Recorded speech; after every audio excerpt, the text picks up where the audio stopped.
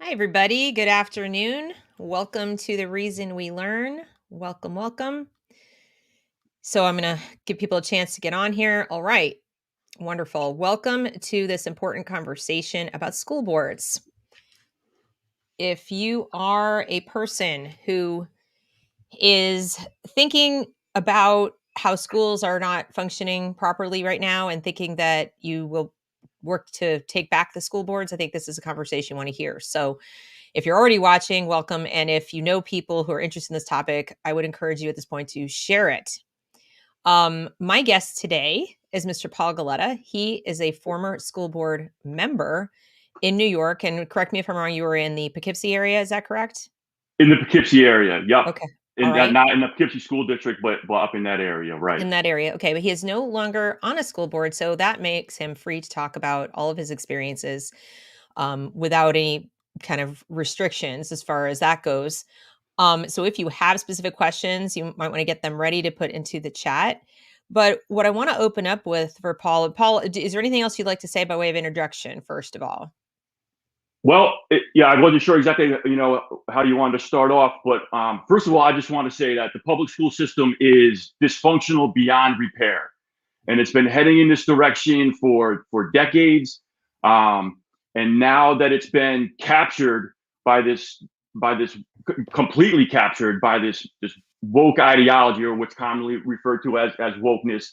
More technically, you want to call it critical social justice, which is basically a fusion of critical theory, postmodernism, and identity politics, right? And as people can see, this is basically taking the school districts by storm over the past year and a half or so. But to be honest with you, right, the groundwork for this has been being laid for decades. And it's the system is dysfunctional beyond repair. And just a little bit more on my background, if you don't mind, Deb. No, please. So the school district I'm in, I served on my local school board, right, at the local level. I have two sons who graduated from high school within the past 2 years, right? So my wife and I have been very active in our school district for the past, 10 to 12 years with the PTA. I eventually started serving on building level committees, and then district level committees. And then, towards the end, I felt like I had, a general idea enough and enough interest that I wanted to go ahead and run for the school board. And I served one 3-year term on the school board. In my school district, and I know it's different throughout the country, kind of in the Northeast, so we have school districts that are geographical areas that may or may not run around town lines. I know in a lot of areas they're county school districts, or obviously city school districts that are much bigger. The district I'm in is one of the largest in New York State outside of what they call the big city, the big city districts, right? So we had a current budget, $256 million, a student population of approximately 11,000 students, 15 schools. So that gives you a general idea of the size of the school district.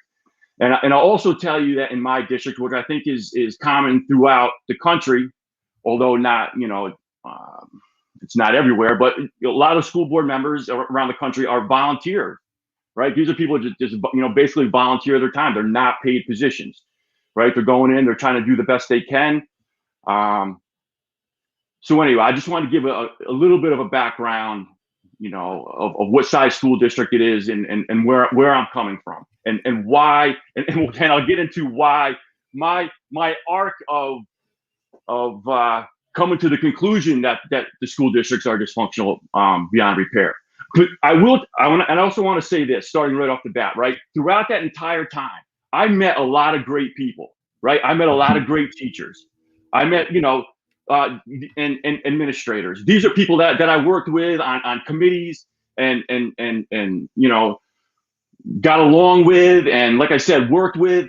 Yet, they're not evil. They're not evil people. They're good people trying to do their best in a broken system, right? In a broken system. And I also say, just coming from, so people have an idea, one of the careers that I, pursued early on that I was thinking about was teaching. I got my college degree in secondary education, right? So I have a lot of respect for the teaching profession. I was always very supportive of public schools, even though I had an understanding that, there were problems and things like that, right? But I always felt that trying to support it and trying to make the best of it and do what I can to help out was the best way to try to go. But as I was in the system, and we'll talk about some of the things, I started to see things and understand things and come to a realization that it's a giant machine that's massively dysfunctional. And at this point, with the capture by the woke ideology, it is in the process of imploding. Right. Now, as far as how I met you, because I think that's sort of relevant to this conversation, you saw that I had this channel and reached out because you'd been doing your own research, right? Tell us a little bit Yes. about that. You saw the channel and you said, I think there's some things people need to know about. And what, I want to talk about the details of that, but tell them maybe why you decided to do the research. We'll talk about the research after we talk about school board stuff. But what made you decide? Was it your time in working in school boards, or what made you decide to look deeper into things? Okay, so first of all, like I said, a lot of school board members are volunteer members. They're going into the system without a whole lot of knowledge of what the system is, right? Or think about it, and people that are watching or listening, right? If they went into the school board, how much do you know about school, finance and budgeting and accounting and auditing? How much do you know about the human resources side of school districts and school and teacher discipline? And how much do you know about building and facilities maintenance? How much do you know about state, being compliant with state laws and regulations and federal laws and regulations, right? All of these things, let alone your own local, codes of conduct and teachers' contracts and all of these things, right? So when you go in, right, it's an overload of information. And to be honest with you, right, a lot of school board members going in are reliant on the professionals, the administration, so to speak, to kind of guide them and explain some of this stuff to them. And I did a lot of research on my own because I don't like taking the word of other people. I believe in reading the primary sources myself and trying to understand it the best I can, right? But there's only so much time in the day. There's only so much time, and the amount of information is overwhelming. And like I said, these are, for the most part, are volunteer positions, and you're just doing you're doing the best you can, and you're relying to some extent on, obviously, on this, the professionalism or the expertise of the administration. Right. And having said that, also think about the experience of the administration. First of all, the turnover in superintendents, the turnover in the different administration positions, and these people come from teaching backgrounds. Then maybe they get into become a principal or become a administrator at a district level or things like that. So they're coming up through some of this stuff that they're getting into once they're in these senior administrative positions. They've never dealt with this type of stuff before. They're coming in it. They're fresh. They're new. They have to learn all this stuff themselves. So there's just like it's people like school board members who also is a revolving door of school board members, right? You have all of this turnover. So you have people who really don't understand the system, relying on people who are kind of learning it and trying to figure it out as they're coming into these positions as well.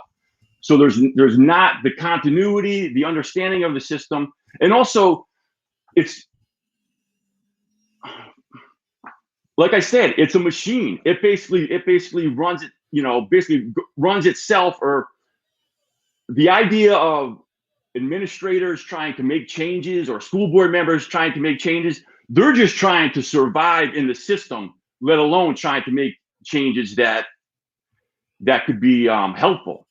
Well, right? I've had now two guests on this channel who have said it's actually a mistake to say that it's not working, like that, or that it's broken, like that schools are broken or whatever, because we're assuming one set of goals of the system, Right, right? And right. what I've had a couple of people say who've done a lot of research on this topic say no, it's actually working exactly as designed. And that could It's absolutely be the case, right? Yeah, so it really depends on how you frame it. So, like, take for example the title of this particular broadcast where I said, taking back the school board won't help. The reason I titled it that way is that I'm hearing from people who are focusing on taking back, meaning replacing all their school board members. They feel like that is going to turn the tide of school reform, and they're going to be able to get rid of the indoctrination in the schools and improve the curriculum offerings and improve the standards. And in other words, all the things that people find currently to be a problem, and they're so entwined, you can't separate them. So in other words, you can't get rid of the indoctrination and the curriculum's okay. You can't just replace the curriculum and have the indoctrination be gone, right? They go together. So my argument has been, but I've not been a school board member, so I wanted to hear from one who was. My argument has been that, as you pointed out, this isn't really the body of people that it have that power, even if it were possible. Like, so in other words, you've just said it's beyond repair. Like the whole Yes, system is beyond repair. yes. Okay. So that seems to me to argue that so trying to take back the school board is even beyond futile. It's like, you're the analogy I gave you before the show was it's snowing and you're shoveling the walk while the blizzard is happening. But maybe given our current events and the water pouring down in the New York City subway and the flooding and everything, it feels to me like you're out there with a little paper cup and you're saying, I'm going to stop the flood. Here, look, I've got this cup, and look, I took this much water out of it. But So, well, yeah, and what happens is, so a lot of what's happening in the schools is driven by the state, right, and by right, federal laws, and that's what people don't understand, right? There's the school districts are relying on money from the state, from the federal government, and there is accountability measures and that are tied to that money. And I guess I could maybe jump into that, which will bring us to ESSA yeah, as well. So right, so there's the what's called the Elementary and Secondary Education Act of 1965, right? That was like a big movement of the federal government starting to provide aid to states to provide to school districts. So that's where the federal government really started to get involved, right? right, And for those of you who are familiar with, No Child Left Behind, No Child Left Behind, that is a reauthorization, one of the reauthorizations of the Elementary and Secondary Education Act, right? And No Child Left Behind came in like 2002. And what that brought in with it, those of you who are familiar with the state testing, grades like 3 through 8 state testing, that is part of the accountability measures that schools and school districts have to meet, and states have to meet in order to be eligible for the state funding, which comes from the federal government under ESEA, or No Child Left Behind. right. If Now, it, go ahead.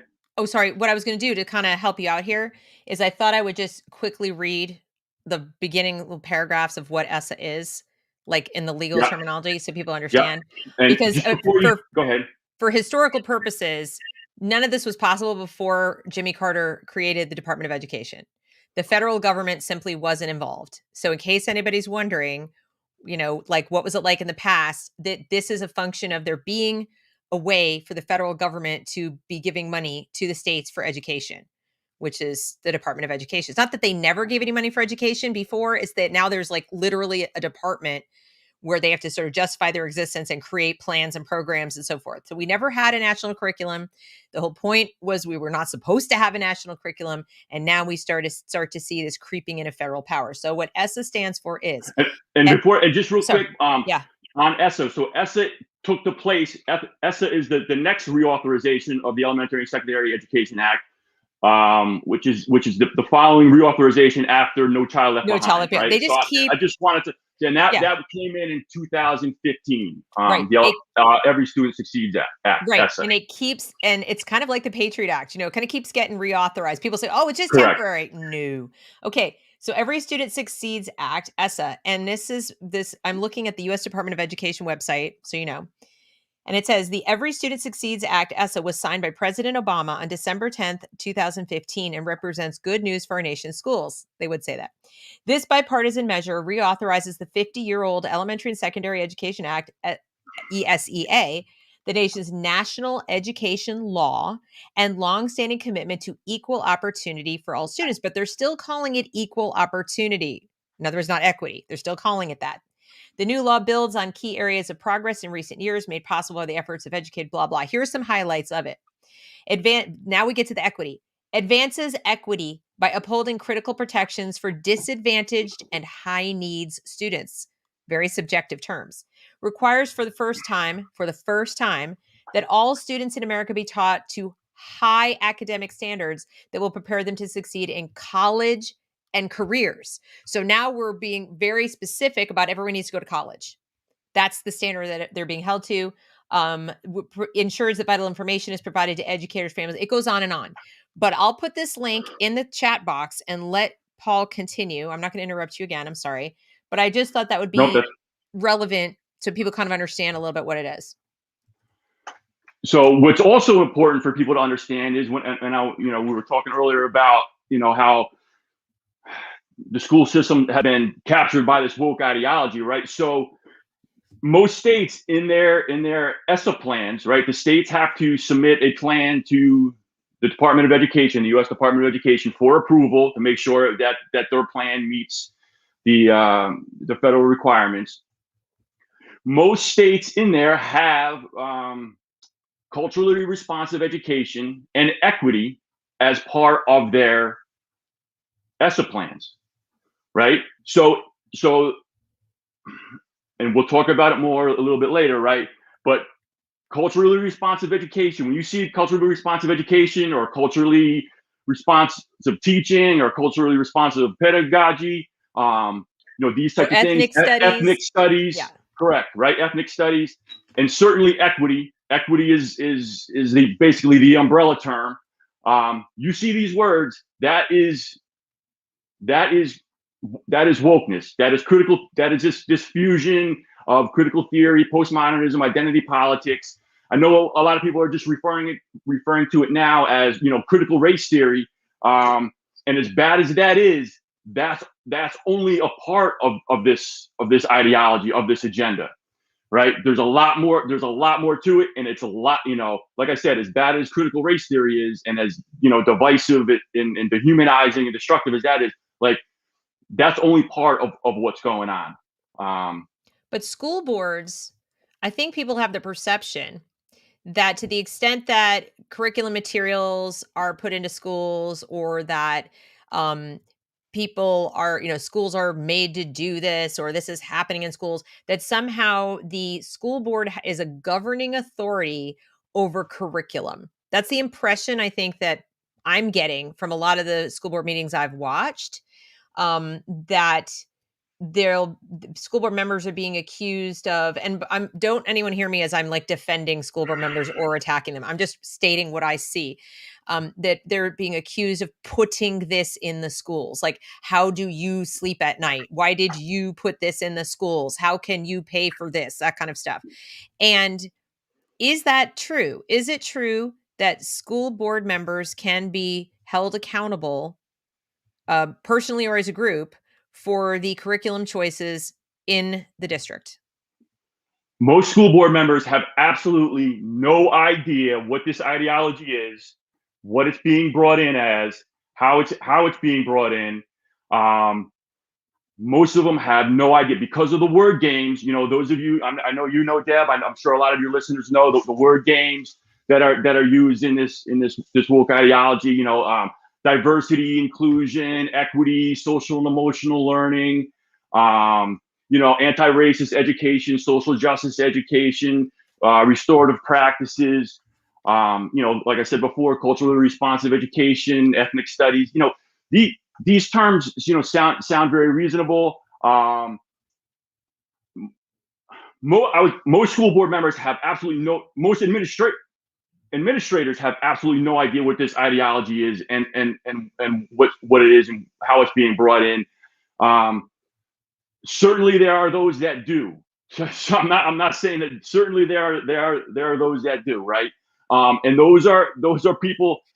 The, so another thing to keep in mind, a lot of people think of when they think their local school board, they think of like local control and things like that. And like I said before, a lot of this is driven by the state. It's driven by also by federal mandates, but it's also driven by associations throughout the state. Your superintendents associations, your school board associations, your union, your teachers unions, your you name it, right? They're bringing in these consultants that are having these workshops and conferences, and they're teaching this stuff to their, to the teachers, to the administrators, to the superintendents, to the school boards, and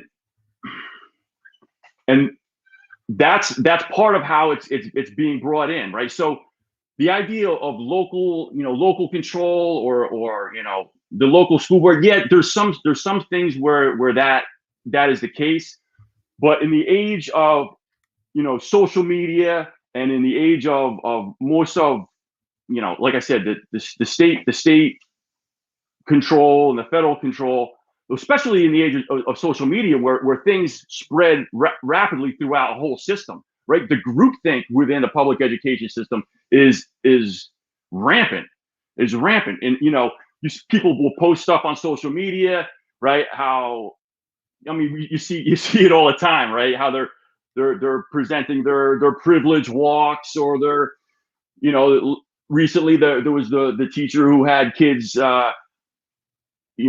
pledging allegiance to the rainbow flag, right? Instead of the American flag, right? And they are actually posting this stuff on social media. Yeah, So I noticed that, and it's funny that you mentioned that because I wanted to talk about that case and then the California case, because some people are using those examples to say, see, it works. When we go to the school board and we complain about the things we've seen teachers doing, they get fired because that woman having them pledge allegiance to the rainbow flag, and the Antifa guy in Natoma, the Natoma school district, got fired, or he's set up to be fired, was on unpaid leave because of complaints from parents to the school board. But it's my understanding that while the school board rubber stamps hirings and firings, they don't directly reach into a school building and either monitor what's going on in the first place. Like, that's just not even in your job description. Like you said, you're a volunteer. You don't have the authority to go into a school and just be like, can I just watch what you're doing all day and take notes and see if you're obeying the rules? Like, it's not really your thing. And you have to rely on the administrators you have hired, right? The superintendent, who then right, hires principals, who then hires teachers. So there's like a little food chain. So correct, if people come to you as a school board member and say, look at this person's doing, you guys can recommend, you can call down to your superintendent that you hired and say, dude, what up? And then that person, or woman, sorry, that person can call the principal and say the same thing. And then the principal can go in. But as I was observing the parents, who were wonderful and they're eloquent and they're, saying everything I would say, um, I kept thinking, you'd have to fire everybody. Like, the principal, not just the teacher, the principal, the superintendent, everyone had to have known. Just getting rid of the teacher is kind of not really gonna solve the problem. It's like the cancer's metastasized and you're thinking, I'll just remove this little piece of tumor and everything will be well. And I don't think the school board can do that, can they? I mean, they can't. right. Well, and to jump back to a point you made in your comments here, in terms of the school board members actually being able to like go and in the school buildings and on a regular basis and see what's going on and be kind of hands on and stuff like that. Not only is that kind of like not part of what school board members are supposed to be doing, like that's for the most part not even allowed. I mean, it's you kind of have to have it at least at my school board, right? You had to have permission of the entire school board for individual members to go in and do those types of things. The administration is very, and I don't know if it's fair to lay it on the administration or what it is. First of all, school board members don't have a lot of power, don't have any power as individual school board members, right? The board has to act as a board, right? A decision has to be made as a majority of a board in order to have any authority, right? Obviously, individual members might have some influence in discussions and things like that, but an individual school board member can't make anybody do anything and doesn't really have any right to go into a school and say anything to a principal or act on their own, right? It has to be as an act of the entire school board, Right. and along with that, think of how often school boards meet, right? School boards, I mean, we had meetings twice a month. Not to say there weren't like committee meetings, like I said, district level committee meetings, whatever the committees were, throughout the month. But you're meeting basically, for a few hours twice a month. How big is your agenda? What's on the agenda? There's all kinds of things on the agenda. There's only a short amount of time that can be used for discussion to make a decision on those items, right? And different boards have different number of board members. My board we had 9 members on our board, right? So the discussion for every particular item on the agenda is going to be limited just by the amount of time you're there and the amount of people that you have to provide input. So part of it is just not having a whole lot of information to begin with, not having a whole lot of time to discuss issues, to come up with workable solutions, right? I mean, you're making decisions basically, pretty quickly, and you're also relying on the input of the administration. Mm-hmm. So all of these things factor into the dysfunction of how schools are run, and also, right. So to your point, what you were saying earlier about school board members going into the school, along with that, the administration,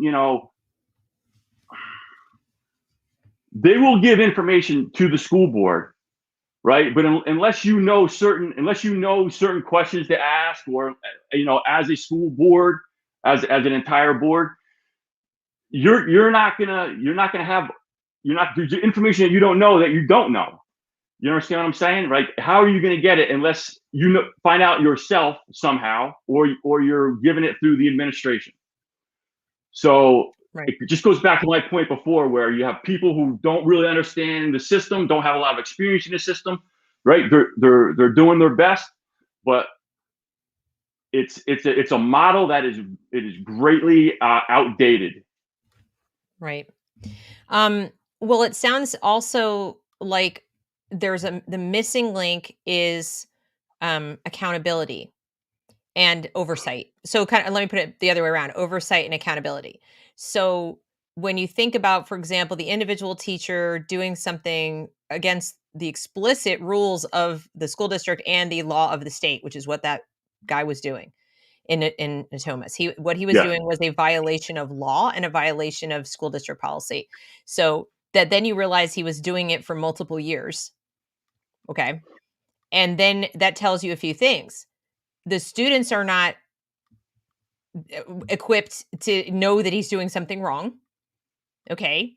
Right. So parents, if you're listening, making sure that your kids know what their teachers are allowed to say and allowed to do is part of it. Not so that they can go to the administrators, but they can come to you. Okay. Because it's actually probably dangerous for them to go to anyone in the school. But if they are able to come to you and say something, as happened with the teacher out in Utah, where the kid whipped out the phone and brought that information back. But how long had that woman been acting like that? Okay. So you have, I hate to do that though. Then I want parents to hear me saying, like, do you really want to have to deputize your child, to like hold her teacher or his teacher accountable? That's kind of, if you feel that way about your school, maybe their child shouldn't be there all day. But anyway, but the child needs to know when their rights are being violated and when the teacher's doing something that is wrong, so they can at least report it to you. Then, of course, that means you already know what the rules are. Like Paul said, if you don't know what's allowed and not allowed, if you just assume, well, teachers can't say that, don't assume that. You need to know. And then you have to know that you taking that information to someone, because you can't just walk in the building and take a picture, right? You have to get approval to go in, right, Paul? You have to get, if you say, like, I want As a to, parent or as a school board member? well, as a I mean, parent, either way, to be honest with you, both. both. You still have to get permission to come inside the building, and you certainly don't get to just walk into the classroom unannounced with a camera. Okay, they've already, it's been years already in the making, these rules kind of gatekeeping. You have to make an appointment, and for all you know, the teacher could take stuff down because they know you're coming and then put it back up again. So you have to, like, parents have talked to parents of special ed kids. They've been doing this for years. They've been the only guardians of their kids' rights because they're the ones who know the law, and then therefore they know it's being violated. But even then, they have to know it's being violated. They have to prove it. They can't just allege. They can't just say, I don't think you're following my child's IEP. They have to know, because getting that information, getting that evidence is really difficult. So there's a missing link of nobody is specifically held accountable for what's going on in the classroom. There's no oversight of that, no enforcement. And then it's on the parents to bring this information up the food chain. And it just leaks out. It leaks out here and there. So by the time you get to the school board, it's possible, right, Paul, that the school board had no idea Absolutely. this was going on completely under the radar. They just had no idea. Unless the parent brought it to the attention of an individual school board member or a group of school board, a group of the school board. Yeah, that's very likely.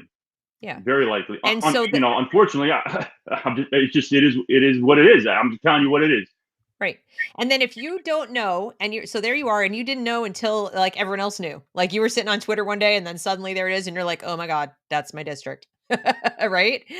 And even, we've had incidents like that happen in my school. There's not to that extreme, but things that something will post on social media, and that's how you find out about it. Although, to be fair, social media is so quick and things spread so quickly.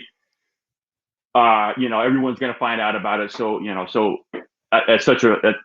so quickly that it might not be fair to say that the administration or somebody didn't have time to bring it to our attention, Right. But without a doubt, things happen in schools, that the administration tries to, keep from getting to the board or whatever. Oh, and to some extent, like I don't want to exaggerate this or make it sound crazier than it is, whatever. Right? Because to some extent, you can hear me. You can hear me. Can you still hear me? there? I feel like we're freezing. Okay. I can hear you, but I feel like we're freezing. I got you now. Yeah, we are freezing up a little bit.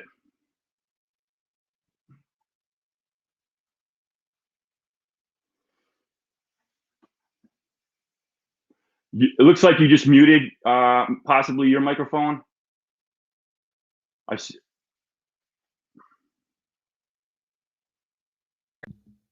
Can you hear me now? You there now? I can hear you now, yes. Okay. Sorry, everyone. Right. Having some technical difficulties here. To some extent, you expect the administration to do their job, right? Every single detail can't be coming up to the Board of Education for further knowledge for what's going on in schools, right? I mean, people have jobs. People you want to hope and expect that they're doing their jobs, and a lot of them are doing the job the best they can in this dysfunctional system, right? Like I said, I recognize that. I'm not saying that all teachers are bad or all administrators are bad. Most of them are good people trying to do the best they can in a very bad system. So what I've been telling people, that when it comes to curriculum, they have to go much higher. They have to go to the state level because the state sets the standards. They set the standards for curriculum, and they set sort of, they keep the data. They're sort of the keepers of the data, that set the people who set the standards for that the schools have to meet to get whatever there are different places they get money, there are different places they get support, but at the state level, that's where they set the standards of these are this is what you have to teach. These are the rubrics. These are the standards you're shooting for. If you don't, these are the consequences, whatever. Okay. The federal government then has its standards. Like, you will reach these standards, and if you don't get this pile of money. And so in terms of the federal government, right, those are more in terms of like either the testing requirements, the proficiency levels that districts have to supposedly meet, even though they don't meet, and there's all kinds of reasons and excuses why that happens, and that's just an ongoing, never-ending process of excuses, and like you said, just no one taking accountability, or there is no accountability. Like, the buck stops nowhere, really, right? So I guess I lost my train of thought for a second. I was just saying, like, do they to, need to go higher, or? Well, the curriculum can be and is decided at the local level, right? But there's so many things that influence that, right? Like you said, the state standards influence that. Just the influence of some of these administrators and teachers who do believe in this woke ideology, or do believe in the critical theory, the critical pedagogy, which is basically taken over the school system, taken over the colleges of education, right, in the university system, so that the new teachers are being taught this way of looking at education, right? It's called critical pedagogy, and let me just stop there for a second and talk about, what does the word critical mean, right? In this ideology, what does the word critical mean? We talk about critical theory, critical race theory, critical pedagogy, right? When people hear the word critical, it can mean a bunch of different things, right? It could sound like, oh, it's something, it's important, right? It's a critical piece of something, or it's analytical, like critical thinking. You're looking at something critically to analyze it, and to look more deeply into it, right? And I think most people assume that that's the way that the word is being used in education, because we're so used to hearing critical thinking. And for years, critical thinking, did mean to be analytical. But what's happening, the word critical in this woke ideology literally means to criticize, to be critical, to complain, right? To problematize, to look at everything in terms of, what's wrong with it, and to basically deconstruct it. You'll hear the terms disrupt and dismantle, right? So it's this critical pedagogy, or critical theory, critical race theory, is looking at things and focusing on what's the problems with whatever it is you're looking at, right? If you're in an English class and you're looking at a text, who is the author of the text? What's the history? Does the author have a history of racism? Is it a white author? How is it? How are the characters in the story being presented? And looking at it critically of what's wrong with it in terms of group identities, right? So that's what people have to understand. And the word, the term, or the concept of critical thinking has been captured by this. So when you see or hear the words critical thinking in schools, doesn't mean what it used to mean anymore. It's it's this critical theory applied to critical thinking. If that helps people understand some of it. Also, just to jump on culturally responsive education for a minute, when you're thinking about culturally responsive education, when I was looking at, I'm like, okay, so what's the most important thing that I want to kind of try to learn about with this culturally responsive education? Well, what do they mean by culture, right? What do they mean by culture? So you look at it, and I kind of broke it down into like there's 4 main components of what they're talking about when they're talking about culture. First of all, and just like with a lot of it, there's grains of truth in all of this, which I think people kind of grasp onto and think that that's the main focus of it. But no, it's just a grain of truth.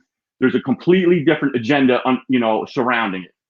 So we look at culture. The first part of it is group identity, right? Group identity. And as we know with identity politics, this whole wokeness, they're not looking at people as individuals. They're not looking at universal humanity. They're looking at these groups, these group identities. And you can see that in terms of how, for instance, when Joe Biden was running for president before he was elected, right? He was on a podcast with a black podcaster, right? And the podcaster was explaining how he still wasn't sure who he was going to vote for, things like that. And Joe Biden said, "Well, if you don't, if you're not voting for me, you ain't black." Right? Because it's a political identity. It's a group identity. It's a political identity. You can see recently with Larry Elder out in California how they're labeling him the black face of white supremacy. Right? How sick is that? This is what it is. They're grouping people in these group identities. And also, so you have the author of the 1619 Project, Nicole Hannah-Jones. She put out that there's a difference between being politically black and racially black, right? So just to make that point, that these are wokeness looks at these as political positions in these group identities. But I think when people hear the term culture, right, we're looking at it and to some extent the group identity makes sense because we're looking at it in terms of like beliefs and behaviors from different different countries, different ethnicities, different regions of the country, right? People have maybe a certain set of beliefs or behaviors that they exhibit. So there is some truth to that group identity there. But the wokeness focuses on the immutable characteristics of like skin color, of sex, of sexual orientation, and makes that a group identity and makes it a political group identity. So people who have a particular skin color or a particular sex or sexual orientation who don't subscribe to the woke ideology are not considered part of that group, right? So that's just one part of it. That's the group identity. The next part of it is with an idea of intersectionality, right? Which is the idea that people can be made up of several or supposedly be members of several different identity groups at the same time, right? So someone could be white, can be a woman, could be straight or gay, or whatever the different identity groups that they categorize people into. And intersectionality categorizes people based on like a privilege oppression scale, right? And supposedly people who have been in this ideology, marginalized or oppressed, supposedly have more insight into things and should have more say into what goes on, right? So you have the group identity, then you have a compounding of that, which is intersectionality. Then you have, what you'll see in some of the documents, is different ways of knowing or different ways of thinking, which is the technical term for that is standpoint epistemology, right? It's your own truth, right? Your own way of knowing. And supposedly, these different identity groups have their own way of knowing. These different cultures in culturally responsive education, right, have their own way of knowing, their own way of doing things. Mm-hmm. and then the final piece to culture is the idea of cultural relativism, where supposedly no culture is superior to another culture, right? So when you combine all these ideas and you have students in school who are being categorized into group identities and looked at in terms of privilege and oppression, and Google or go on YouTube and type in privilege walk, right? And you'll see teachers throughout the country, high school level, college level, doing these privilege walkers, and that will show you this idea of group identity, and then the idea of intersectionality. But if you have groups of people who supposedly have their own ways of knowing, supposedly have their own truths, right? And there's no way to basically communicate. There's no conflict resolution system. Is the bottom line. The bottom line is it doesn't allow for a conflict resolution system, right? So tensions are going to rise, and no, there's no way to come to a consensus and agreement, because supposedly they have their own cultural way of knowing, right? And this trickles down into the classroom in terms of behavior, right? In terms of grading, in terms of assignments, right? How can if it's ultimately it leads to the idea that there's no right or wrong answer, right? Because if somebody has their own way of knowing, and that's the way their culture does something, or if this is the way a certain culture behaves, right? Or expresses themselves, or however you want to look at it. Right. It's just a complete breakdown of behavioral standards, of academic standards, and it's just going to lead to a nosedive. It's a complete nosedive. So what I'm then thinking of in the context of the taking back the school boards is that you've got a system that was put in place when the system we already don't love. Okay, so in other words, the public school system already had problems before critical theory ever really entered into it because of the nature of it. But at least the school board structure of sort of voting and the budgets and the things they could do and so forth kind of seemed to make some sense within that context, within the context of a value system that did have a conflict resolution scheme, that where you did have people who opposed each other, but they knew how to be polite to each other. It wasn't like you're an evil person if you disagree with me, Yes. And the incentives were as bad as they might have been in the public system, they were still in places where a school board member wouldn't necessarily think, I'm going to lose my job outside this school board, or I'm, maybe my kid's going to have some kind of retribution in the school, or, like, in other words, it's gotten to the point where even being on the school board itself is almost perilous. Never mind disagreeing with these sort of powers that be. And that while the outside world majority, if you will, outside academia, outside education, might see this as fringe, or might see this as, what, like within education, it's dominant. It's complete. It's so dominant. It's the overwhelming majority of administrators, teachers, teacher colleges, universities, the people who write the curriculum, like all on down. So that if you're there in the school board and parents come to you, even if you agree, first of all, you have to know what Paul just explained. You have to be a school board member who has done the kind of research Paul's just done and explained to us, so they understand what you're complaining about. They don't just hear the grain of truth from the critical theory people, historically people have been disadvantaged because that's the grain of truth, right? Historically, these people have been marginalized.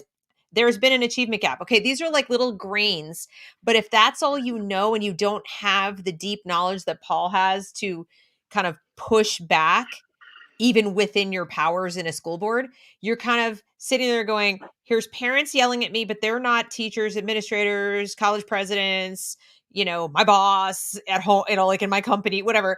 And all these people tell me they're crazy or they're racist or whatever. And I literally can't argue. So I'm just going to do nothing because I'm not really empowered to do much. Like if you bring me something that's obvious, like, oh, they violated the law, I can do something, or whatever, they spent budget they didn't have, I can do something.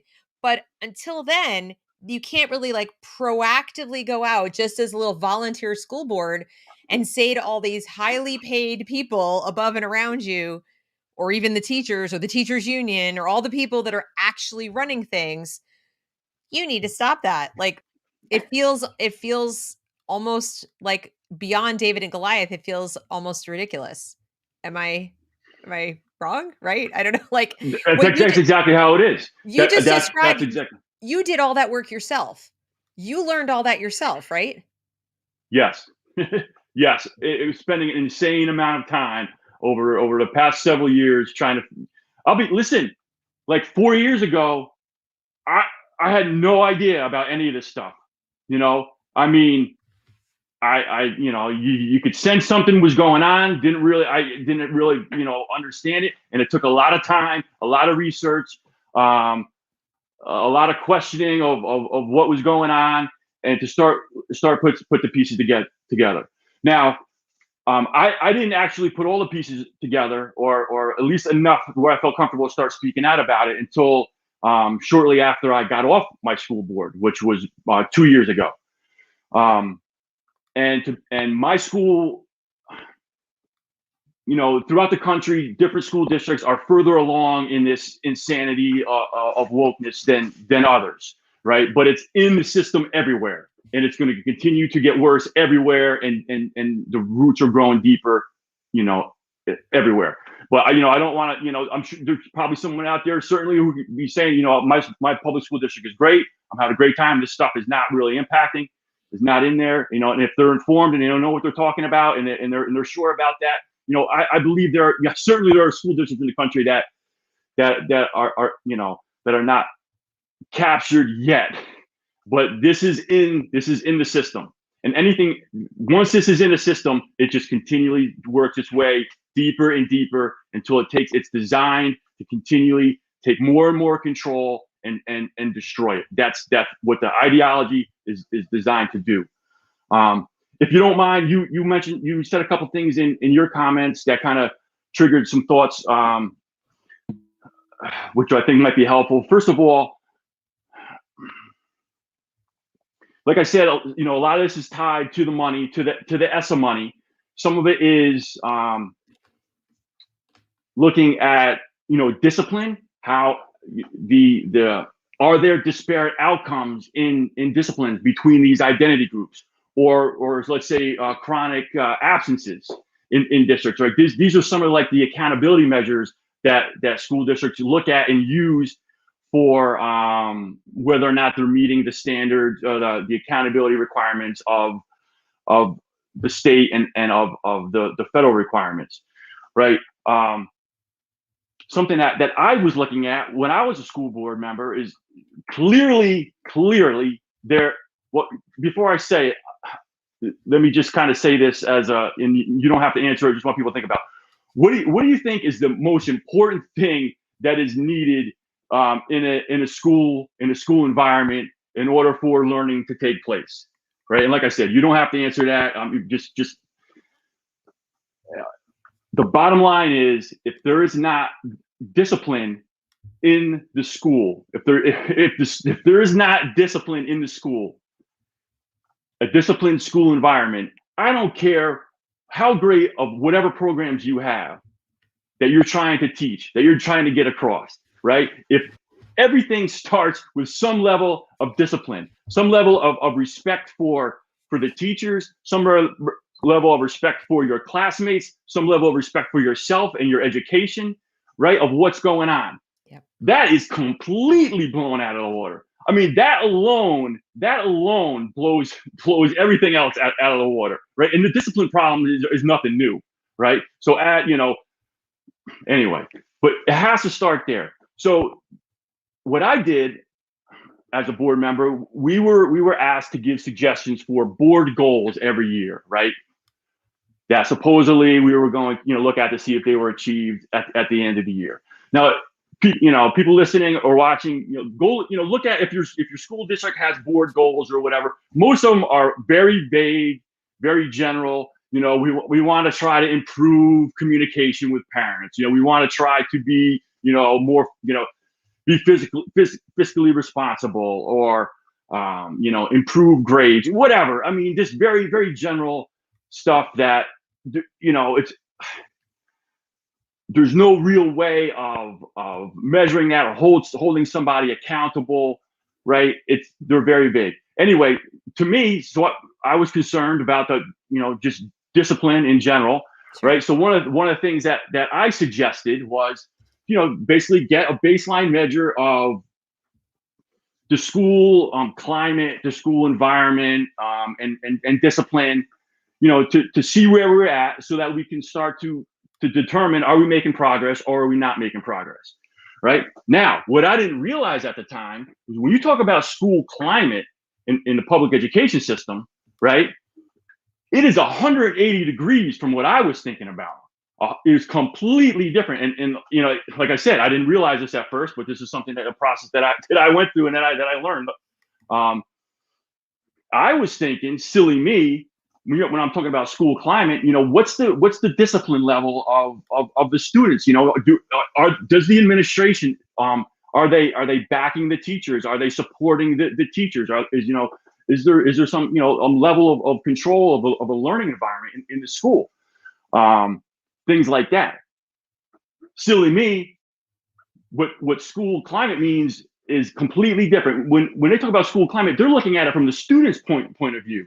Is the school being affirming to that student? Is the school being accepting of that student's whatever, of their culture, of their problems, of their whatever, right? How affirming and accepting, right? So anyway, long story short on that, right? First of all, all board members submit a handful of ideas for goals, and that one actually didn't rise to the level, I guess, according to the rest of the board, to be a concern for that. And I submitted it for 2 years in a row, because to me that's the baseline where you have to start. And you were all alone in that. You were all alone in that. Pretty much. Pretty much. I mean, there was a little bit of support, but obviously every board member has their own things that they're interested in, and they want to pursue. And then obviously, and to be honest with you, right, the administration guides things and how they want things to be, right? The vaguer they are. Administration, are you referring to like the superintendents and the principals? Mostly, yeah, the upper administration of the superintendents, the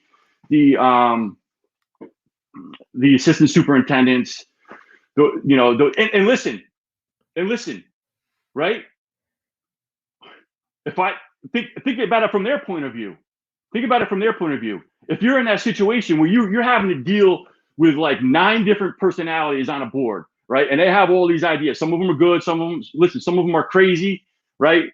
Listen, not everybody that runs for school board is, whatever, has the greatest ideas, right? I mean, so you're dealing with it from that end, so they're trying to manage their job. They're trying to manage things too. So it's this whole dynamic that happens with the relationship between a school board and an administration. And like I said, I don't want to try to paint the administration as always, being the bad people in this, right? It's the way the system is designed. Makes it very difficult to be productive, to make productive decisions. It's like I said before, it's like a machine. It's basically a huge machine. And even if somebody wanted to try to make a big change, a meaningful change, right? Number one, it would probably, it wouldn't happen, because it would just get swallowed up very quickly. And number two, not many people are willing to take that risk and to go out and to go outside of what's happening in their school district, in the neighboring school districts, in the regional, like I said, this is the group think, the coordination between school districts is happening, right? If somebody kind of like tries to make something out of the ordinary or a meaningful change, they're taking a big risk on potentially not working or potentially something happening, and now they're responsible. Now they're accountable, and nobody really. There's not a lot of people out there that want to take that responsibility to take to be accountable for their decisions. Well, and And your terms are staggered, right? Most school boards have staggered terms, so it's very difficult to replace everyone in the same year. Is that correct? true, So, true, that's another thing that people need to be mindful of is that, as to your point, a person on the school board may or may not be able to coalition build because there's a limited amount of internal discussion they're legally permitted to have if it's not something already on the agenda. And even if it is already on the agenda, unless it's going into executive, unless it's like an executive meeting where you can confer, it's my understanding that you can't just coalition build on the phone or email with each other and be like, hey, how are you going to vote? I'm going to vote this way. Like, you're not allowed to do that, right? for the most part, most board discussions are supposed to be held in public at the because of the Right. open meetings laws, right? Right. They like, Basically, behind closed doors, discussions and decisions is, and obviously there's reasons for that. But right. at the same time, when everything has to be made in public in these short, all these decisions have to be made in public in these short meetings, Right. relatively speaking, right? I mean, they could be 2-3+ hours, but which might seem like a long time. But when you're Right. talking about the amount of information that you should have and be able to discuss and everything, Right. anyway. Well, So so but that's even then, like, but even then, you've got the staggered terms. So if somebody decides they want to stick their neck out either by proposing something to just, to vote on or just taking a stand on something, if you're in the open meeting and saying something to the fellow board members that runs against what they're thinking or runs against the administration, you're putting a target on yourself for so many people, right? I mean, now because as you said, there are a lot of very well organized, well funded groups that have influence, even if they don't have literal control. They have a lot of influence on what goes on in your school, like the unions, like you said, like the even the school board associations are in tight with unions and they're member organizations, but you kind of have to join because that's where you get your mandatory training from, and so they have their chance at sort of indoctrinating you, right? They're your bright-eyed, bushy-tailed new school board member. You go sure, for the training, and sure, as you said, you don't really know anything. Like, you don't really know how the system works. They get to frame the training the way they want you to understand how the system works, and you correct. have to take the training. You have no choice. It would be like going to one of these DEI trainings now, and increasingly they're making you do that too. So a lot of Yes, school board members are having to go through DEI trainings as part of their school board member training. So I guess my point is, and please feel free to contradict me, that one of the reasons it really won't work, that quote take back the school board thing, is you're just taking back the wrong thing. And it's not that the effort to speak out at school board meetings is bad. It's not that, you're not doing a good thing by letting other parents and the school board and the administrators know that there are a lot of people who oppose what's going on.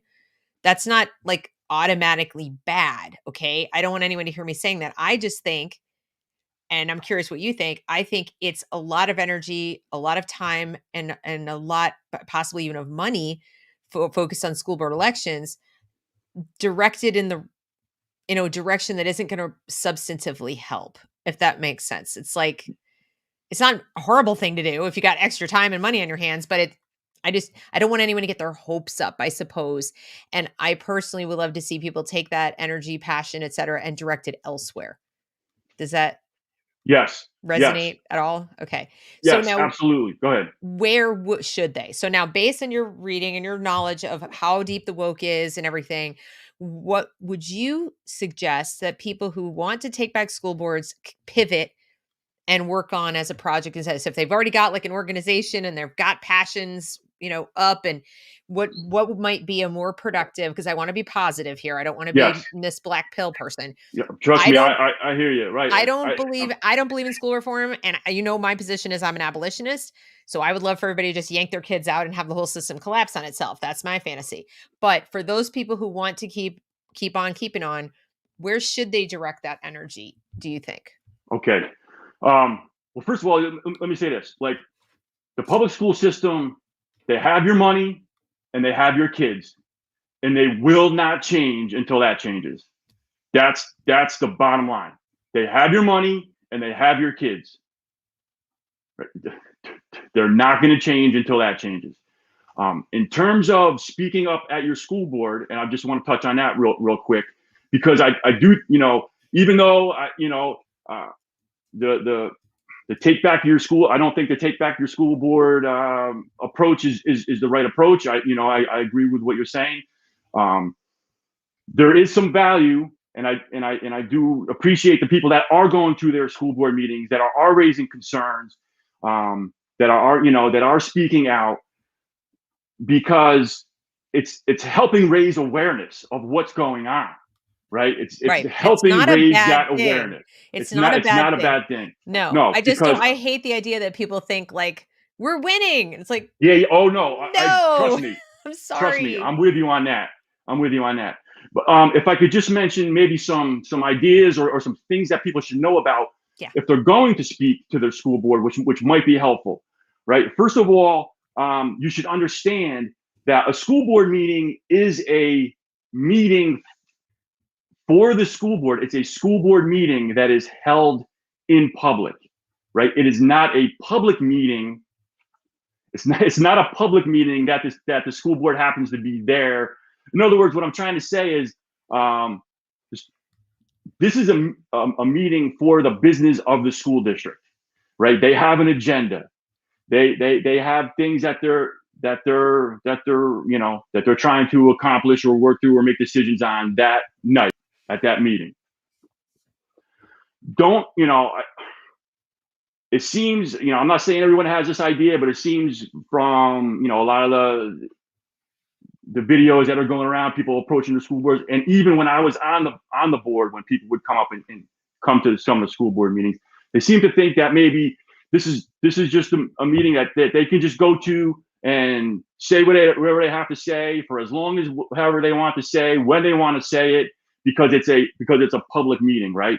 Yeah, it is a public meeting, but this is a school board meeting, and what people have to understand is, first of all, school boards, at least in New York State, I'm not sure how it is around the country, but there's no requirement that school boards have to allow for a public comment session, right? Most of them do, because obviously school boards want to hear from people who have concerns and comments, at the meeting. There's not a requirement for that though, right?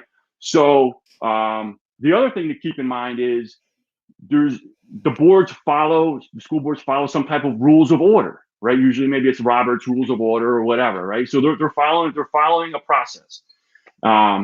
There might also be some type of rules within the school, is like during the public comment session, they might be giving you 2 minutes to speak or 3 minutes to speak or some time frame, because there might be a lot of people that want to speak one night. They want people to be able to make their points, raise their concerns, and still have time to conduct the business of the meeting, right? So all of these things play into how you want to approach your board when you're talking to them during the public comment session. The other thing is the public comment session is for the person to make their comments to the Board of Education, right? You're not there to speak to the audience, or turn around and speak to somebody particular in the audience, or make your comments. Now, if you're smart, there are ways that you can speak to your audience, things that you want to say, but understand that you should be directing it towards the Board of Education, because your comments are supposed to be to the Board of Education. Now, So I'm not not even saying just to the school board, but so you're speaking public comment at the school board meeting, but you're directing your comments to the Board of Education? correct. This Yes, Oh, that's yes, really good information. Because remember, I've been saying, "Hey, guys, these people in front of you don't make a lot of these decisions. It's up higher." yeah. So if you direct it to the Board of Education, then the people in front of you might be more likely to elevate it or make sure they hear about it or whatever than if you're yelling at them personally.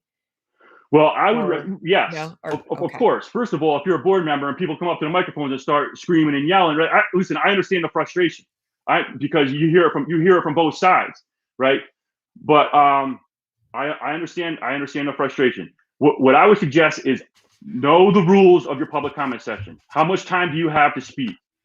Um, you know, conduct yourself in a reasonable manner. Make your comments to the Board of Education. Now, I'm not saying some boards don't let things get out of control and they allow people to turn around and start talking to the audience or talking to whatever. I mean, that stuff happens. But if a board member or if the board or the board president wants to shut that down, as you have seen in the past couple months, shutting down because they go over the time limit, or shutting down because they're not addressing their comments to the board, they're now getting in an argument with someone behind them, or trying whatever it is. And listen, I understand how it goes. I understand the frustration. I understand how things can be. I'm just giving you some advice, some ideas of how to present your information. Know the time limit. Present it to the board. Don't. This is not this. Oh, and you also hear about them saying, it's a violation of the First Amendment that they're not letting us speak and things like that. It's not. It's not a violation, right? You can go out in the parking lot and you can say whatever you want for however as long as you want. It's not a violation of your First Amendment. And I'm just trying to tell people the reality, right? This is basically a business meeting of the Board of Education. They have rules of order that they're following. They have agenda that they're following. If you just think you're gonna roll into a school board and show up, first of all, how many school board meetings do most people go to, right? Some of them might be the first time they've ever gone to. They just think they're going to go in there and start yelling at people and expect them to do what they want to do, right? I saw recently there was a social media post. I think it's a candidate for governor in Pennsylvania. I think, I don't know what. I just saw it quick, but he was talking about how he's going to go into. He wants to get a bunch of strong men, 20 strong men, go into a school board and tell. I believe it was related to the mask mandates. Which is a whole nother issue. But his point was, if they don't basically do what we say, we're going to remove the school board and we're going to put people we want on there. This is ridiculous. I mean, it's good red meat for the crowd to get them fired up and get people riled up. But if you think you're gonna roll into a school board meeting and start, removing people from their chairs and getting them out of the school board and put people in there, it's just not a very compelling argument that these are the people to tell us how to teach civics when they, you know what I mean? It's like, yes. I can't take people seriously or saying, oh, we're not teaching civics properly. I'm going to go to the school board and physically remove them from the building because they're violating my First Amendment rights. And I don't mean to laugh. I really don't, because most people, honestly, if you went through public school in the last 50, 60 years, you can't buy it honestly that they didn't teach you. But if you are going to have a child of your own, your flesh and blood, or even if it's adopted, whatever, it's your child that you love, right? You're responsible for. You're giving them over to this system for 13 years to spend 8 hours a day in the care of these other adults other than you, to teach your child everything they need to know to function as a functioning, self-sufficient adult. Then the burden is on you. The buck stops at your feet to learn everything you can about how that system works, how teachers are trained, how they are hired, how they are fired, who is accountable, who has oversight, where can you get a look at the curriculum. I think it's Nicole Solis, the Rhode Island mom who filed all this freedom. That's what you have to do. Okay. You ready for that? I mean, you have to be the person. When her daughter was going to kindergarten, she said, I need to know everything. I need to know what's going on before I'm sending her over there. That's the attitude everyone needs to have. You can't come in when your kid's now a junior or a senior or, whatever it is, and suddenly start lighting the building on fire and saying, why is this going this way? It's just too easy for people who are fighting against you to say, really? Now you're chiming in, right? Where have you been? Well, you tacitly agreed to this when you voted for this person and you voted for this person and you voted for this person and you voted for, or conversely, you didn't physically go out and campaign for their opposition. You didn't raise a ruckus then. You didn't avail yourself of this information when you entered your child in kindergarten. And I'm usually very forgiving of parents on this channel. Like I said, they're all educated by the same system, most of them anyway. But that is why I say, now, don't come after me and say, Deb, you're a big meanie and all you want to do is complain. really look in the mirror and look at your own work that you have done to avail yourself of this information that Paul did. Paul spent the time to go research what the heck is going on in these schools because my time in the school board didn't go like I thought it was going to. And he's got kids in the system, right? So now you have to do the same thing. You have to really understand what works, what doesn't work, and do you want to keep trying to fix this system that did this to you behind your back? Because shouldn't it be that you don't have to do that amount of work? I mean, wouldn't that be nice? It would be nice, wouldn't it? They take your money but by force. They tell you it's compulsory. They monopolize the entire system. It's a monopoly. And they tell you who can have a charter and who can't, all this and whatever. Um, so you would like to believe and have trust in that institution. Most of the people that's up, especially at the tippy top, take an oath, don't they? To preserve, protect, and defend your rights. But guess what? You can't trust that. It didn't work. Here we are. So what are you going to do now? What are you going to do now? So, I mean, I appreciate what you're saying, Paul, because I think you're saying to parents like it's all great that you want to raise awareness, but now what?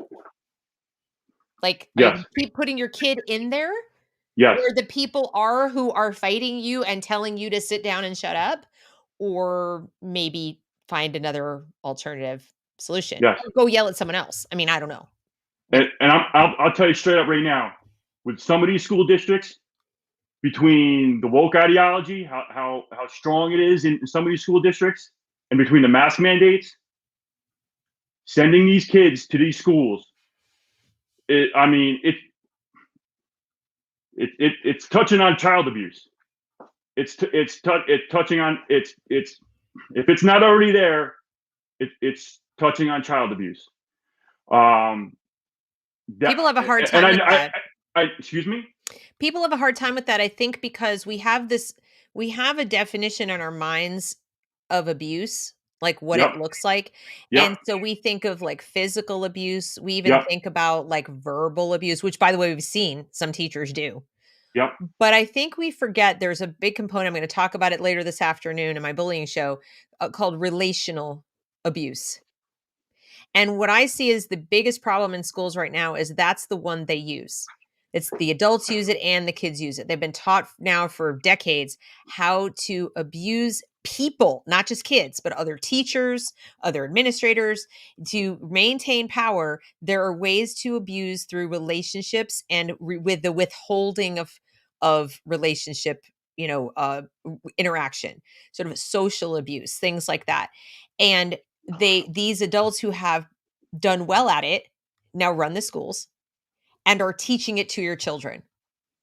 They're teaching your kids how to bully each other and how to bully other adults.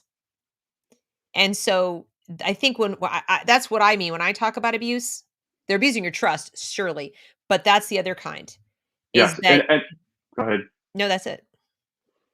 And like these things might not show up right away. Like I think these are going to show up over years. You know, the impacts of these kids wearing these masks all day in school, the impacts of you know, being told to look at themselves as a group identity, and how, you know, how you're supposed to have a political identity, and that you can have, you know, people can have their own ways of knowing and thinking, and their own truths, and everything being affirming and accepting, and you know, we're not preparing these kids for reality. We're like, we're not preparing these kids for reality. This whole woke ideology is a complete outlook on things that is not based in reality, right? That's Right. and there's just a Well, massive disconnect. That just take your mask mandate just as an example, okay? For a small child, let's say an elementary school age child, even for an older child, in order to have them be okay with this, because don't even lie that it's perfectly comfortable or fine. Okay. Nobody likes it. Okay. So let's just take that we all feel discomfort covering our faces for 8 hours a day. So now you have to explain as a parent to your child why that is necessary, why they have to do it. You have two choices. You can say, you have to do it to to protect yourself from getting sick or to protect other people from getting sick. We know the first one is actually not how they work. But even if you say to protect your friends and everybody else from getting sick, there's a subliminal message there. You owe the world protection from your body.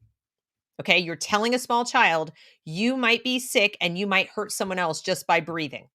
So you have to tell the person that's possible. And now you're going to tell your kid that for them to feel remotely comfortable. Or you tell them it's just the rules, honey. We just have to obey. We have to do what they say because it's the rules and the grown-ups make the rules and you just have to do as you're told because or else we'll get in trouble.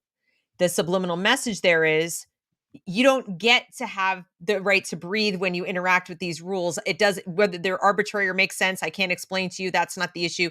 I need you to just accept authority. Hi, you're 6. What message are you getting from that? So I guess my point to people is when we talk about the long-term impact of these things, what is the long-term impact of a small child being told either of these messages in their early years of schooling? And if that is the dominant ethos, okay, what will that then turn into? Because if I'm responsible for someone else's health today, even if they remove the mask at some point, the mask mandate goes away, the message is clear. I'm responsible for other people. What if that was the point? Okay. Conversely, you tell your kid you just got to do what you're told, What if that's the point? What if the real point is do as you're told, and if you're inclined to not do as you're told, be terrified? Is that what you want your child to learn? How does that facilitate their interaction with reality 13 years from now as an independent, self-reliant, self-confident adult who, by the way, treats other people with decency and respect for their boundaries? Just think about it. Ponder that. And then think about that in the context of I'll just go to my school board meeting and say the right combination of words for 2 minutes, and that'll show them. I don't know. What do you think? Yeah, it's not. I mean, what you'll see is right. You see a lot more people getting involved at the school board meetings, and that's good. And I think, like I said before, I think it's good at raising awareness. I think it's good that people are seeing what's going on, getting more involved. I think you will see pockets of success in maybe in certain school districts with certain things. You might see some pockets of success, and people might point to that and say, "See, look, it's working. The take back your school board or the pushback is working." What I would say to you is that, and listen, there are people that I highly respect that disagree with this with this point of view, and they think that the taking back the school board and pushing for this is the right way to go, and maybe they're right. What I'm saying is, even those little pockets of success, I think, will be swallowed up very quickly. I say, talk to me 3 to 5 years from now, and see how much success this idea of taking back your school board, maybe reforming the public school system. Listen, the bottom line, and to talk about some hope, what you mentioned earlier, right? The raising of awareness, the people going and getting involved. That's signs of hope. The idea that people are pushing for more school choice and trying to fund students rather than systems, right? Corey DeAngelis is kind of leading that charge. And thank goodness he's gaining traction, and that whole movement is gaining traction. He's certainly not the only one, right? But that whole movement is gaining traction because, like I said before, right, the public school system, they have your money and they have your kids. Until that changes, nothing. The system is not going to change. And listen, and there might be. I'm sure there will be. I'm sure there would be unintended consequences of the the homeschool push, the school choice push. There's nothing to say that people can't homeschool their kids into ideologies that are anti-American or have a particular way of particular ideology that doesn't coalesce with core American values, But no right? one can I mean, force everybody else to pay for it or force everybody's kids to go that's there. true. Absolutely. It's I Absolutely. mean, But they've been doing that forever. So, yes, Brad correct. Thompson said that on my show. He said, "Okay, so because we're worried about, maybe 22% of the population, and that's probably being generous, who are going to teach their kids crazy stuff, okay? I'm sorry, not 22, but because we're worried about like 2% of the population might teach them like wackadoodle things. We are taking, you know, 98% of the kids and we're telling them this one Teaching, message. right, Right. a So neo-Marxist, a cultural Marxist ideology, right? Yeah, right, it doesn't and really work. locking them into that system. Right. And instead, we're working on somewhere I think we're upwards of 13, 14% maybe now, maybe it's higher of homeschoolers in the country. Oh, Um okay. and do we really believe that all of them are going to teach their kids crazy thing? I mean, it just doesn't it Right. No, my point was, yeah. I agree with you. I agree with Oh, you. no, no, And no. yeah, You're yeah. right to mention it because people do bring it up. Like let's steel man this argument. They will bring it up and it is possible. 100%. But what's not possible is for them to force your kid to do it too. Yes. They can't do that. Yes. So, yeah. So, all right. Well, any final words? So, yeah, I love that you gave people suggestions. If you are going to go to your school board, please avail yourself of, some understanding of the Robert's Rules of Order, and please remember it is a public meeting held, or it's a school board meeting, a government meeting, whatever, of this sort of government entity Right. held Right. in public. That's all it is. It's for their business. It's for their purpose. It's not for you. It's not, you're not having an audience with the Pope or something. Like, they're having a meeting and they have an agenda. And while you can comment, and it's certainly better for you to comment on the meeting agenda items, I would think that would be more relevant. So if the issue is not on the agenda, then you have to understand you are literally taking time away from that agenda. And any amount of time they give you for public comment is kind of a gift. They have the option to say no. We have families. We're doing this on a volunteer basis. We have a big agenda. We are here to talk about, who knows, funding for a new gymnasium, or we've got to worry about repairing the sidewalk, or, whatever the case may be, right? Or we have to hire a new superintendent.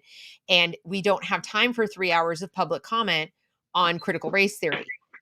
Okay. So, and the final thing I'll say here on that is you will probably see, and this goes out to my fellow content producers, please, I beg of you, stop mischaracterizing these events. Please stop telling people the school boards are violating their First Amendment rights. They're not. Please stop categorizing things as wins, because it's not a win. Unless your goal was raising awareness, then it's a win. Even the guy who got fired in California didn't get fired because the parents went to the school board. They got fired because they went to the principal. Okay? It got to the principal. Going to the school board didn't hurt, but that's not why. It's they don't have the literal power. They can only rubber stamp the firing. And then, please stop calling these people cowards because they end a meeting or they close a public comment session. There may be reasons they are cowards that have nothing to do with that, but that's not the reason why. Was that fair to say? Yeah, Would you say? for sure. I guess what For I'm saying is sure. I know it Listen, if gets you're clicks and everything, but you're not helping people by misleading them about what's going on. absolutely right, and just think of it from a school board member's perspective. An entirety of a school board, or as a school board president, whatever. Right. The last thing you want to be seen as is a group of people or an individual, say the school board president or the superintendent, that just allows your school board meetings to just get completely out of control, right? I mean, so right away there's going to be that pushback of right or wrong, what people are saying, but when it comes down to it, I don't care what you're saying. If you're the school board president, you don't want to have the reputation or people looking at you like you're some kind of fool, or you're just going to let your school board meeting run completely out of control. People yelling and screaming, so that's some of the, they're trying to maintain order of their meeting, right? So I guess the disconnect in understanding that dynamic of what's going on kind of just fuels this Right. More misunderstanding, more anger about what's going on. Right. I will say that I am very aware of like the seriousness of what I'm saying in terms of the public school system being, basically beyond repair and in the process of imploding.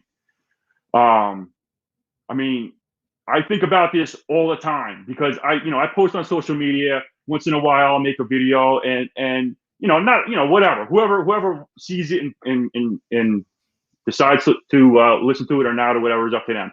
But I feel some responsibility on saying what I really believe and giving thoughtful consideration to it.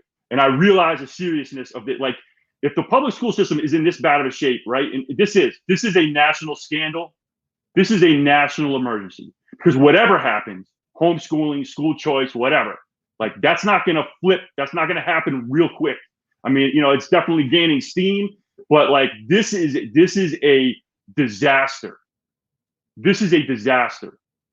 And I take it very seriously, the things that I'm saying about it, for whatever that means, and for whatever people think about it. Yeah, Right. whatever. I'm No, I that's understand. up to them. I understand. I mean, I've been on here for a year saying pretty much the same thing, and it's weird to sort of come out that way. It's like I don't see any hope at all. Like initially when I first started, I thought maybe, and I actually did say things ignorantly, like go to your school board meeting because I didn't know. It Listen, that took was my first reaction to some right. extent too. I mean, So that's the please, natural right, to the reaction. audience, I don't wanna sound smug. Please don't take that, okay? I'm truly trying to help you because I was where you are. A year ago when I started seeing I knew things were bad long time ago, and I was going to board members and different things in my kids' schools, and I was trying to do stuff, and nothing was working.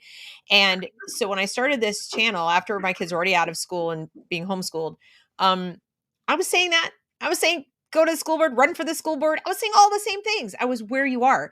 But it was because I made this channel and I had to sit down and research just like Paul did. I had to sit there and go like, what the heck is going on and why is it this bad? And I spent hours and days and weeks and months like burying myself in this junk, and it will really keep you up nights, let me tell you. Um that's when I said I got to let everybody know. I have to tell everybody. I can't just keep this information to myself. I can't just sit here, and I know a lot of people have pushed back and like you're such a negative Nelly, and I'm like, no, I am now informed. I was where you are, and now I'm not because I educated myself, and I just want to pass it on. I want to save you the time. You don't have to believe me or you don't have to believe Paul. We're just telling you, please go do your own homework and do your own research and figure out how your local, because yours might work a little differently, but every school board works a little differently in terms of what they have responsibility for in your district. But in, I would say 99% of cases, you probably imagine they have more power than they do. So that's kind of, I just want to say, I don't want anyone to be like, oh, she's so this or that. No, I feel you like that. I was there too. Go run for school board. Now I'm like, Yes. that's a waste of Yes. time. Yes. So, And on the seriousness of this issue, and trying to, not focus on the black pill, not focus on the doom and gloom, right? And that's the whole point of trying to raise awareness with this, right? Is look, I know homeschooling is not an option for everybody, but parents, you need to understand what's happening in with the school system. Things are going to get worse. They are not going to get better. right. Whatever situation you're in the school system, it is going to get worse, right? Yeah. So obviously, you're making the decision on what's going on, and I know people are put in terrible spots. They can't afford to homeschool. They can't afford to send their kid to private school. Whatever the situations are, but we have to start building these alternatives. We have to start, and Deb obviously would, that's one of the reasons why I'm glad that we connected. I'm learning a lot from you in terms of the homeschooling side of things, and because See, I of think course, that's important. I think The school everyone choice side of can. things. Go I ahead. think everyone can. I'm that optimistic. And when I say everyone can, please don't mean I expect you to quit your job and sit home at your kitchen table. When I say everyone can pull their kids from the school and find an alternative, what I mean is that where there's a will, there's a way to find the community that works for you to share that burden. That if you feel the way you do, chances are you're one of dozens. And you and those other dozens of people can probably pool your resources and efforts and come up with a way to do it. It's not beyond reach. And I just encourage everybody to at least sit down and consider it. Like, look into it. Like, let your mind open up and say, what if? Okay, how can I make it work? Not, I can't make it work. If you lead with I can't, then you're right. But if you lead with what's the way it's going to work, you probably can find a solution. So that's just kind of, I actually do believe most people could do it with a few exceptions where, like in my case, where I was legally disallowed by court order. Okay. And that's rare, but it does happen.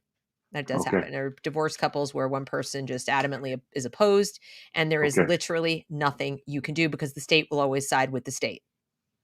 If the Sure. default position is the state, then you're stuck.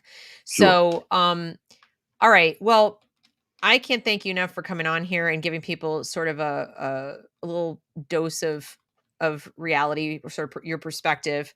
I do it a lot, but I think it's really credible coming from somebody who's been on a school board, and you've also been in a state where it's been pretty bad. And some people might say, well, that's different because he's in New York, and in my state it's not so bad. Okay, but we're also talking about a couple years ago, right? At least that you finished up, and then you went Right, and on I'll and be honest with you, like in my school district, it hasn't been as bad. And when I was on the board, like I was starting to see things like I mentioned earlier, right, and starting to question. And you would hear these terms and whatever. Like a lot of people initially don't really understand what they are, right? And until you put the pieces together, and there was a whole process that I had to go through, years of research and study, and between understanding the critical social justice ideology, and then right, understanding, whoa, this is what culturally responsive education is. right, Once I put those pieces together, like I was horrified, right, right? And then that's what that's when I right, started trying to do whatever I could to start raising awareness. right. But anyway, And you're right. That's what you have to do. And just remember, parents, you have more power than you know. You don't have power to change the schools, but you do have power to change your child's life. You do have the power to do. As Paul has said, they have your money, they have your kid, and nothing is going to change as long as that is the case. They have no incentive whatsoever. And I see that somebody in Charlotte mentioned this in the comments. She said, the schools losing money are going to attack homeschooling. They will change the laws with the help and protection from corrupt politicians to funnel taxpayer money for reelection campaigns. Now, here's the good news. The good news is that has been tried and has failed because there is Supreme Court precedent protecting the parents' right to educate. However, um, looking at things like the Texas law regarding abortion recently, when you allow third parties to sue on behalf of people who are not related to them, have nothing to do with them, you're just allowing third party interests to have standing in a lawsuit, you can open up the Pandora's box of things like the teachers union or the school district suing parents on behalf of their children because they think they're miseducating them in homeschool. And you can go about it in that kind of a clever way where you don't make homeschooling illegal. You just make everyone so terrified of lawsuit that they don't risk it. So I would urge people to take a long, hard look at that law and don't be so it just because you don't with that, because that's a third rail issue. It has nothing to do with abortion. It has to do with how we make laws in this country matters. And when you give powers, usually third parties with deep pockets are these big activist groups. An individual isn't going to go sue a for sure. provider. An individual isn't likely to go sue mom and dad for homeschooling their kid, but the ACLU might, or the teachers union might. Somebody else might. They might sue HSLDA out of existence because they might say they're harming kids. Who knows what they'll say? Now, they might lose. It might be stupid, etc. But we need to really stand up for parental rights to shore them up. We have them now, but we got to be careful what other things we are allowing that might give power to those who want to say, you're not doing it right, so I'm going to sue you. Okay. So that's just my little PSA for the day, because right now we're pretty well protected. There's Supreme Court precedent that says that we have the right to homeschool our children, and they would have a pretty high wall to climb to outlaw it. What they can do, and they likely will do, is add more restrictions, just like with gun laws, make it harder and harder and more hoops to jump through. Here's what you can do, parents: be a bigger block of people. The faster you get your kids out of there, the faster the numbers of homeschoolers swell to be the largest district in your state, the less likely the politicians are to want to cross you. But as long as you're a minority, then you're more vulnerable. So you want to talk about, you want to go be activists for something, be activists for homeschooling, because that shores up your right to homeschool.